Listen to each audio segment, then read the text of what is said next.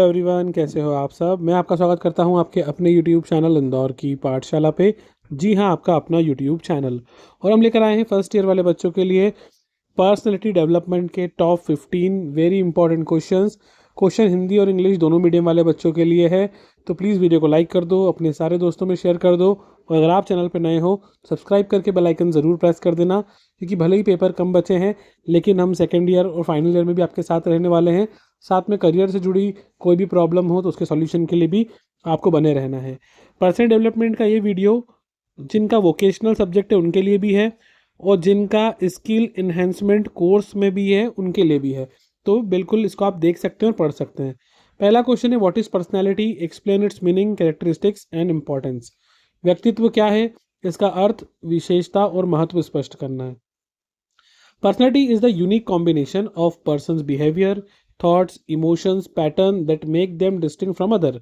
तो पर्सनैलिटी का मतलब या व्यक्तित्व का मतलब वही होता है जो एक इंसान को बाकियों से अलग बनाता है। जैसे उसका बिहेवियर कैसा है, उसकी सोचने की जो थॉट प्रोसेस है वो कैसी है, वो इमोशनल कैसा है, वो सारी चीज़ें मिलाकर उसकी पर्सनैलिटी डिसाइड होती है।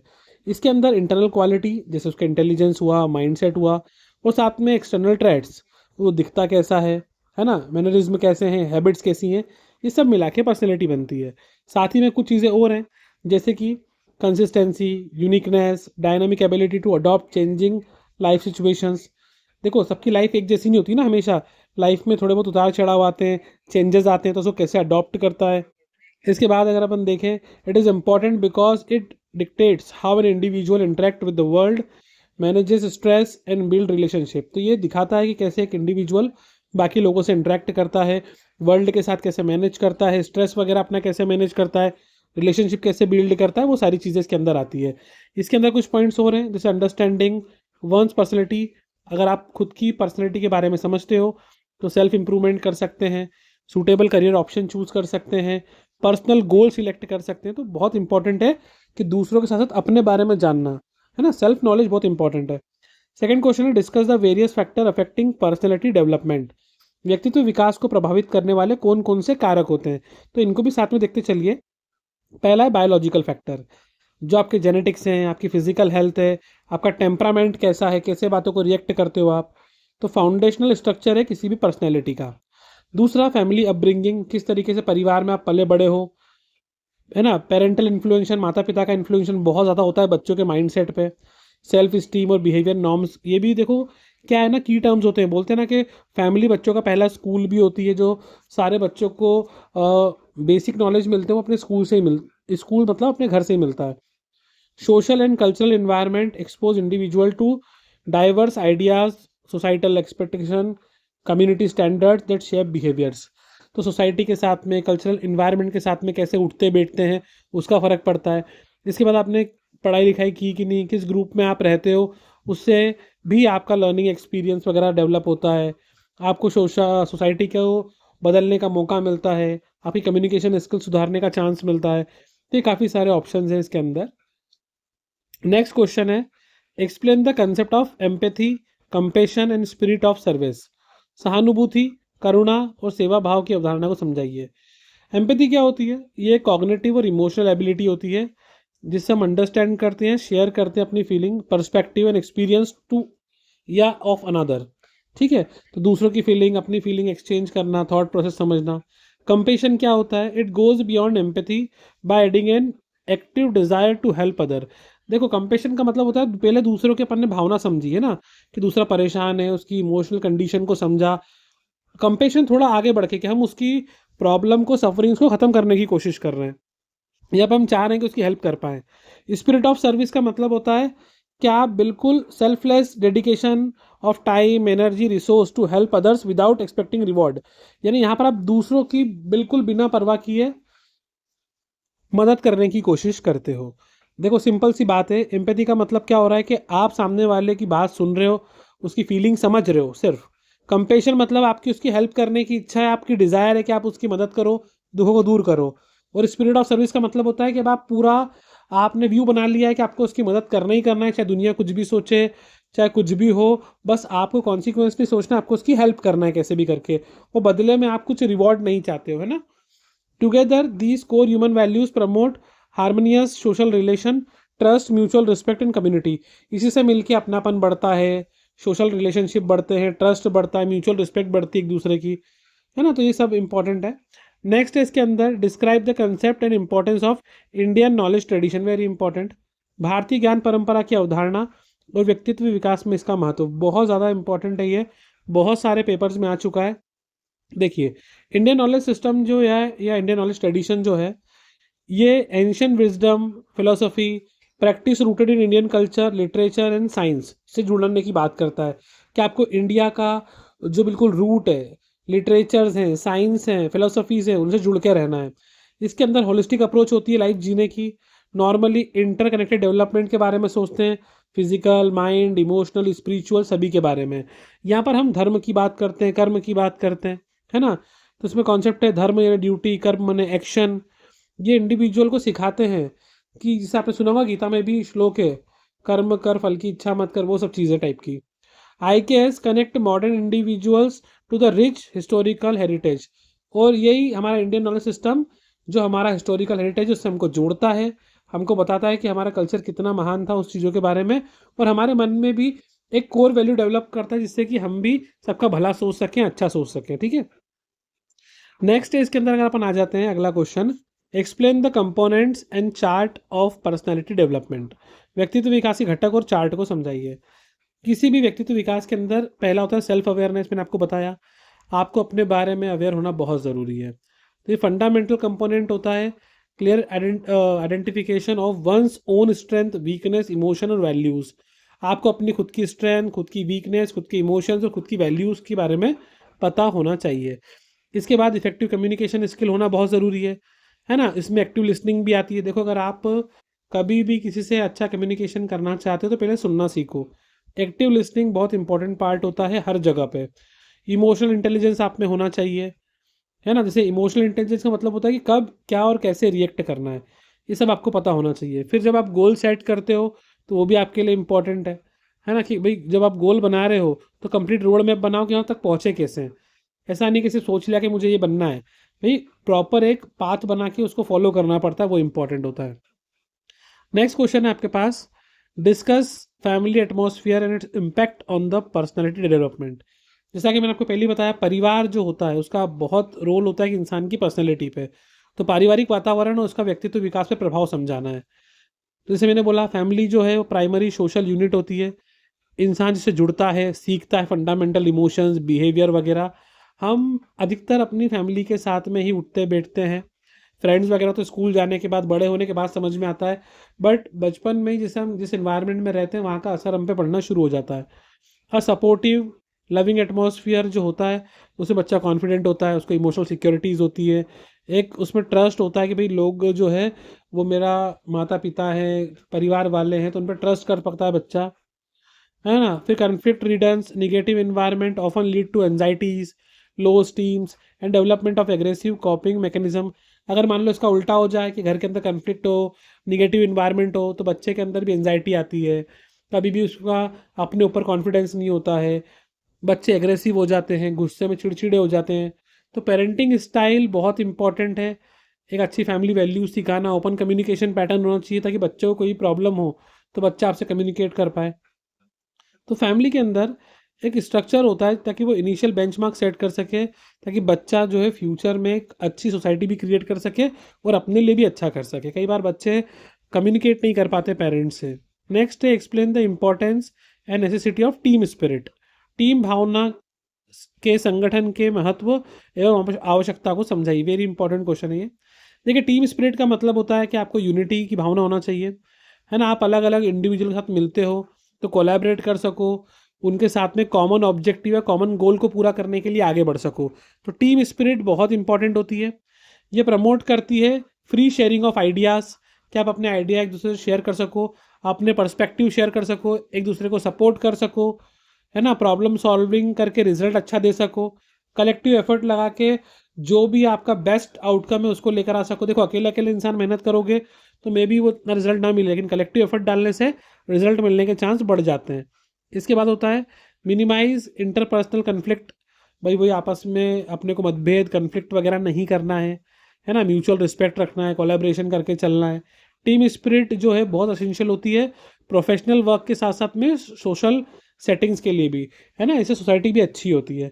नेक्स्ट है explain the role of social learning in personality development. व्यक्तित्व विकास में सामाजिक सीख के प्रभाव और सिद्धांत की विवेचना। भाई सबकी इंपॉर्टेंस है, आपकी सोसाइटी में बिलोंग करते हो, जिससे क्या होता है सोशल लर्निंग थ्योरी जो है वो क्या बताती है कि people acquires new behaviour by observing, imitating and modelling the action of others. ऐसा मानना होता है कि लोग जो नए नए बिहेवियर सीखते हैं वो दूसरों को ऑब्जर्व करके उनकी नकल करके ही सीखते हैं। Individual internalise social norms, culture values, communication styles through constant interaction with their social environment. जो भी इंसान है उसके जो सोशल नॉर्म्स बनते हैं, कल्चरल वैल्यूज बनती है या बातचीत करने का तरीका होता है वो वैसा ही होता है जिस लोगों में, जिन इन्वायरमेंट में वो उठते बैठते हैं, है ना। नॉर्मली चीज़ें बहुत ज़्यादा इन्फ्लुएंस करती है, जैसे उनके टीचर्स हो गए, पेरेंट्स तो हैं ही सही, लीडर्स हो गए, है ना, किनको अपना मॉडल मानते हैं, ये भी इंपॉर्टेंट है आपका आइडियल कौन है। इसके अलावा सोशल रीइंफोर्समेंट जैसे प्रेज, रिकॉग्निशन, एक्सेप्टेंस, इंकरेजमेंट, इससे भी उनका पॉजिटिव माइंडसेट बनता है। और साथ ही में अगर आप बैड इन्वायरमेंट में रहोगे तो नेगेटिव इम्पैक्ट भी ईजिली पड़ जाएगा आपके ऊपर। नेक्स्ट है आपके पास explain the role of activities of NSS, NCC, scouts and guides. अब NCC, NSS, scout and guide की भूमिका और गतिविधियों का वर्णन कीजिए। Very important. एनएसएस यानी national service scheme normally community service के लिए मोटिवेट करते हैं। ये स्टूडेंट्स को इनकरेज करते हैं कि सोशल वेलफेयर में पार्टिसिपेट करो और नेशनल डेवलपमेंट प्रोजेक्ट वगैरह लेकर आओ, है ना। आपके स्कूल में भी होता होगा, कॉलेज में भी होते हैं, कैंप्स जाते हैं इसके बहुत सारे। एनसीसी नेशनल कैडेट कॉर या focus on the instilling discipline, मतलब बच्चों में शुरू से डिसिप्लिन रखना, कैरेक्टर बिल्डिंग करना, लीडरशिप एबिलिटी लेकर आना, है ना। तो उनको मिलिट्री स्टाइल ट्रेनिंग वगैरह होती है, ड्रिल्स वगैरह करवाते हैं एनसीसी में, है ना, वो चीज़ होती है। स्काउट एंड गाइड ये भी सेल्फ रिलायंस, टीम वर्क सिखाने के लिए छोटे बच्चों से स्टार्ट हो जाता है, उनको कम्युनिटी प्रोजेक्ट वगैरह भी मिलते हैं। अब इसके अलावा इनका देखो बहुत इंपॉर्टेंट रोल होता है कि कहीं ना कहीं देशभक्ति की भावना डालते हैं, सिविक रिस्पॉन्सिबिलिटी के बारे में समझाते हैं बच्चों को छोटी एज से ही, उनको होलिस्टिक डेवलपमेंट के बारे में समझाते हैं। Effectively preparing student in the future professional and social responsibilities. बच्चों को छोटी उम्र से इन्हें पार्टिसिपेट करते रहना चाहिए ताकि उनको समझ में आए कि बहुत ज़्यादा इंपॉर्टेंट चीज़ें ये। इसके बाद explain the role of yoga and meditation in personal development. व्यक्तित्व विकास में योगा और ध्यान की बहुत भूमिका है। योगा आपको पता है कि overall physical health, flexibility, stamina सबको बढ़ाने में हेल्प करता है और ये रिड्यूस करता है स्ट्रेस, हाई ब्लड प्रेशर, है ना, आपकी लाइफस्टाइल को अच्छा करता है। फिर जो मेडिटेशन होता है योगा, ये आपके मेंटल क्लैरिटी के लिए ज़रूरी होता है, फोकस बनाए रखने के लिए, कंसंट्रेशन के लिए ज़रूरी होता है। इन एंशिएंट प्रैक्टिस इमोशनल रेगुलेशंस जो होते हैं वो अलाउइंग करते हैं माइंड को टू रिमेन काम, शांत रहना। जब चैलेंजिंग सिचुएशन आती है, स्ट्रेसफुल सिचुएशन आती है, तो कैसे आपको माइंड को शांत रखना है, ये सब भी योगा और मेडिटेशन आपकी हेल्प करता है। इसके अलावा अपने आपको सेल्फ डिसिप्लिन में रखना, सेल्फ अवेयरनेस में रखना, टाइम टाइम पे इनकी प्रैक्टिस करना, ये सब इसमें ज़रूरी है। अगला क्वेश्चन है what is self motivation, how can self motivation be developed. आत्म प्रेरणा क्या है और इसे कैसे विकसित कर सकते हैं। तो सेल्फ मोटिवेशन एक इंटरनल ड्राइव होता है जो इंडिविजुअल को बताता है कि उसको अपना गोल परस्यू करना है ना, उसको कोई एक्स्ट्रा प्रेशर नहीं है ऊपर से। It can be develop by breaking large और overwhelming goal into the small manageable task to create a sense of progress. इसलिए ज़रूरी क्या है कि आप बहुत बड़े जो लार्ज आपने गोल सेट किया उसको स्मॉल छोटे छोटे टारगेट में डिवाइड कर लो ताकि आप उनको मैनेज कर सको, अचीव कर सको। इससे आपको भी लगेगा कुछ प्रोग्रेस हो रही है आपके अंदर। इसके अलावा पॉजिटिव रहो हमेशा, सपोर्टिव मेंटर रखो आपके पास, मोटिवेटिंग अफर्मेशंस, उससे क्या होता है आपको ऑप्टिमिस्टिक फील होता है, आपका माइंडसेट फोकस रहता है। लॉन्ग टर्म बेनिफिट के बारे में सोचो, पर्सनल सेटिस्फेक्शन के बारे में सोचो, ये बहुत ज़रूरी होता है आपके लिए भी।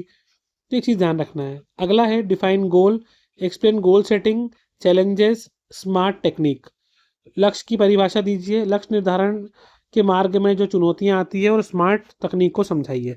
देखिए गोल क्या होता है, एक स्पेसिफिक डिजायर आउटकम होता है, टारगेट होता है जो एक इंडिविजुअल एम करता है विद इन टाइम फ्रेम। ध्यान रखना टाइम फ्रेम इंपॉर्टेंट है, तभी वो गोल बनता है। आपने बोला कि मुझे, जैसे कि मान लो कॉमर्स वाले बच्चे मुझे सीए बनना है, भाई ये आपका गोल नहीं हुआ जब तक आपने उसमें टाइम नहीं करा कि मुझे 4 साल में 5 साल में सीए बनना है, तो वो गोल हुआ फिर, है ना। इस तरीके से जो भी आपका टारगेट है उसमें टाइम ज़रूर जोड़ना चाहिए। गोल सेटिंग क्या है, एक प्रोसेस है पूरी प्रॉपर, इसमें प्लानिंग होती है, आइडेंटिफिकेशन होता है, नेसेसरी स्टेप कौन कौन सी है उसके बारे में सोचना पड़ता है। कुछ चैलेंजेस भी आते हैं, जैसे फोकस कभी कभी हट जाता है, प्रोक्रेस्टिनेशन, अनफोर्सिबल ऑब्स्टेकल, कुछ ऐसी प्रॉब्लम भी होती है जो अनफोर्सिन होती है, जिनके बारे में हम फ्यूचर में क्या होने वाला अभी पता लगा नहीं सकते। अब स्मार्ट टेक्निक के बारे में अगर अपन बात करें तो स्मार्ट का मतलब होता है स्पेसिफिक, मेजरेबल, अचीवेबल, रिलेवेंट और टाइम बाउंड। ये सब मिलाकर ही जो है वो आपका गोल सेट होता है। स्पेसिफिक होना चाहिए, मेजरेबल होना चाहिए, अचीवेबल होना चाहिए, रिलेवेंट होना चाहिए और टाइम बाउंड होना चाहिए, है ना। तभी आपका पूरा रोड मैप बना के चलोगे तो प्रॉब्लम नहीं आएगी, फ्यूचर में कोई भी गोल अचीव कर सकते हो। नेक्स्ट क्वेश्चन है, discuss the barriers to personality development and how to overcome them. आपको बताना है कि व्यक्तित्व विकास के मार्ग में कौन कौन सी बाधाएं आपको आती हैं और दूर कैसे कर सकते हैं। तो कुछ कॉमन बैरियर है, जैसे कि आपको डर लगता है कि कभी फेल हो गए तो क्या होगा, निगेटिव माइंड आते हैं अपने अंदर, सेल्फ टॉक के अपने बारे में निगेटिव सोचते हैं बहुत से लोगों ने। ये सबसे बड़ी प्रॉब्लम है कि बच्चे अपने ऊपर ही कॉन्फिडेंस नहीं रखते, उनको लगता है कि हमसे होगा ही नहीं। लेक ऑफ डिसिप्लिन, ये भी बहुत बड़ा कारण है कि आज आपने शुरुआत तो कर दी लेकिन डिसिप्लिन में उसको फॉलो नहीं कर पाते हैं, है ना। अनसपोर्टिव इन्वायरमेंट, ये भी बड़ा कारण है। अब ओवरकम कैसे करेंगे, इनका उल्टा कर दो, सेल्फ अवेयर रहो, अपने बारे में समझो, अपनी लिमिटेशन के बारे में समझो, उसको ओवरकम करने के लिए मेहनत करो, रेगुलरली डिसिप्लिन में काम करो तो इससे ओवरकम कर दोगे आप, है ना। हमेशा पॉजिटिव सोचना है आपको, एक्टिव सीकिंग कंस्ट्रक्शन फीडबैक लेते रहना है, आगे बढ़ते रहना है, कभी भी निगेटिव माइंडसेट नहीं रखना है। आपको अगर लग रहा है टारगेट बड़ा है तो छोटे छोटे स्मॉल टारगेट में डिवाइड कर लो ताकि आपको भी अच्छा लगे उस तरीके से।